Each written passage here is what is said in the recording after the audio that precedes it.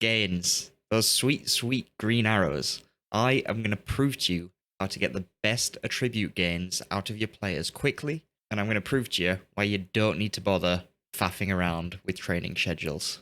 So, as always, this information comes backed up with data from lots of tests. This time, we took a host of players of current ability 100 and potential ability 200, and I'm going to pick out what the biggest influences on those attribute gains are so that you can set up the best training possible for your players.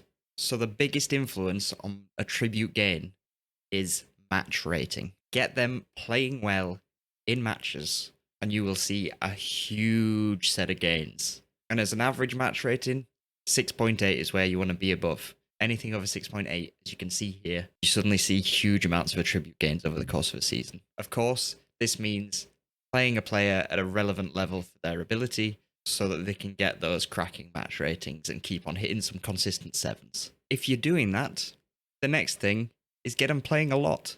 The more appearances a player had over the course of the season, the better their attribute gains were. More games, better performances, more attributes. The cycle continues, you play better, you get more attributes. The wheel keeps on rolling, the performances get better, the attributes get higher, the green arrows keep flying. So if you can do that, the next important thing is to do it with them as young as possible. So these are the average player attribute gains by age over the key training age of the player, so between 18 and 21.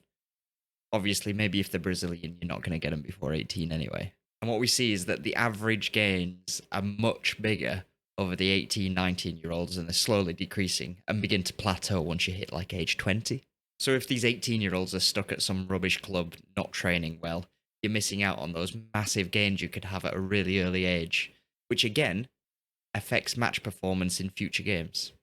It's a big cycle.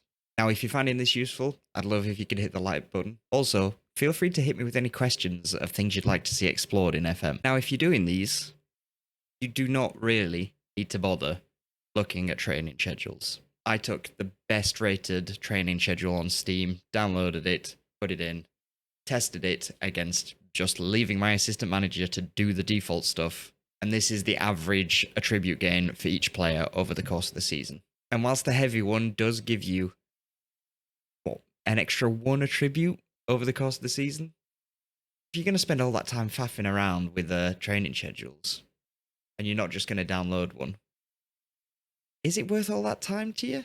Maybe it is. Maybe if you just want it done quick, slap on the default, let it do its thing. You make sure your players play well. That'll do it. That's good enough. Now, if you want to know a great way to find all these wonder kids that you're going to end up training really well, check out this video. Otherwise, enjoy your Football Manager, guys. I'll catch you in a bit.